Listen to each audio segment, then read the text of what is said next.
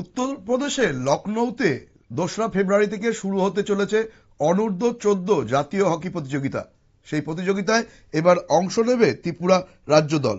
রাজ্য দল গঠনের নির্বাচনী শিবির 11ই জানুয়ারি। এই বিষয়ে বিস্তারিত জেনে নেব। সঙ্গে রয়েছে আমাদের ক্রীড়া প্রতিনিধি বিপ্লব চন্দ্র। বিপ্লব, এই যে অনূর্ধ্ব 14 যে জাতীয় হকি প্রতিযোগিতা হবে, সেখানে ত্রিপুরা রাজ্য দলের অংশও নেবে।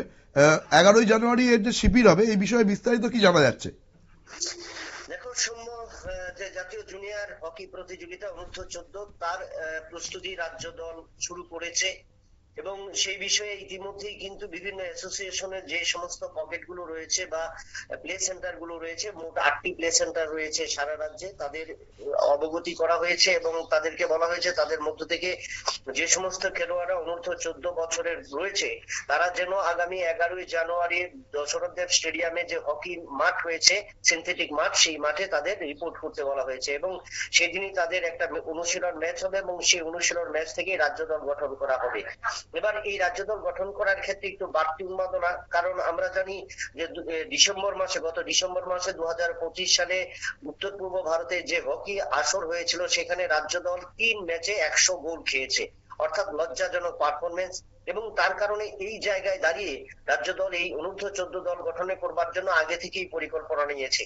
যেহেতু আগামী মাসের অর্থাৎ ফেব্রুয়ারি মাসের 2 তারিখ থেকে উত্তরপ্রদেশের লখনৌতে সেই আসর শুরু হবে, তাই উত্তর পূর্ব ভারতে যে 100 গোল হজম করেছে, তাই রাজ্য দল এবার ঘুরে দাঁড়ানোর পরিকল্পনা নিচ্ছে এবং তার কারণেই কিন্তু 8টি যে পয়েন্ট রয়েছে, 8টি প্লে সেন্টার রয়েছে বা হকি অ্যাসোসিয়েশনের অবগত যে সমস্ত কোচিং সেন্টার গুলো রয়েছে, তাদেরকে বলা হয়েছে যে ইতিমধ্যে প্রস্তুতি সেরে নেবার জন্য এবং 11 তারিখ তারা যেন সকাল 11টার মধ্যে বাদারঘাট স্টেডিয়ামে তারা হাজির হয় এবং সেই ক্ষেত্রে রাজ্য হকি অ্যাসোসিয়েশন সমস্ত ইউনিট গুলিকে জানিয়ে দেওয়া হয়েছে এবং যাদের হকি স্টিক বা দীর্ঘদিন হকিতে খেলার অভ্যস্ত রয়েছে তাদেরকে যেন এই শিবিরে পাঠানো হয়। মূলত হলো উত্তর পূর্ব ভারতে যেভাবে ভরাডুবি হয়েছে রাজ্য দলের পারফরমেন্স, এই ভরাডুবি থেকে রাজ্য দল যেন দেশের কাছে বা জাতীয় আসরে একটা নতুন করে উন্মাদনা বাড়াতে পারে বা নিজেদের পরিচয় দিতে পারে, তার এই পরিকল্পনা কিন্তু নিয়েছে রাজ্য হকি অ্যাসোসিয়েশন।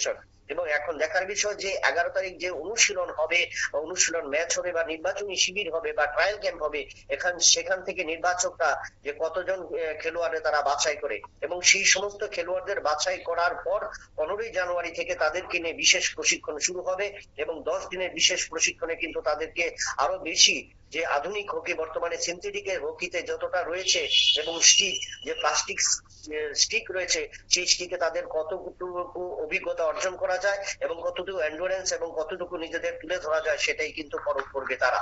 সৌম্য, ধন্যবাদ। আমরা কথা বলে নিলাম আমাদের ক্রীড়া প্রতিনিধি বিপ্লব চন্দ্রের সাথে। তিনি জানালেন যে 11ই জানুয়ারি প্রস্তুতি নির্বাচনী শিবির হবে এবং তারপরে যাদের সিলেক্ট করা হবে তাদেরকে নিয়ে 15ই জানুয়ারি থেকে 10 দিনের একটি বিশেষ শিবির হবে। তারপরেই 2রা ফেব্রুয়ারি থেকে লখনৌর প্রতিযোগিতায় যোগ দেবে। রাজ্য দল ভালো ফল করতে আশাবাদী, তাই সেই জন্য জোর দেওয়া হয়েছে গোটা রাজ্যেই অনূর্ধ্ব 14 যারা হকি খেলে তাদের নির্বাচনী শিবিরে আসতে বলা হয়েছে। এখন দেখা কি হয় 2রা ফেব্রুয়ারি থেকে প্রতিযোগিতায়। নজর রাখবো পরবর্তী খবরের দিকে। তার আগে নিয়ে নেব ছোট্ট বিজ্ঞাপন বিরতি।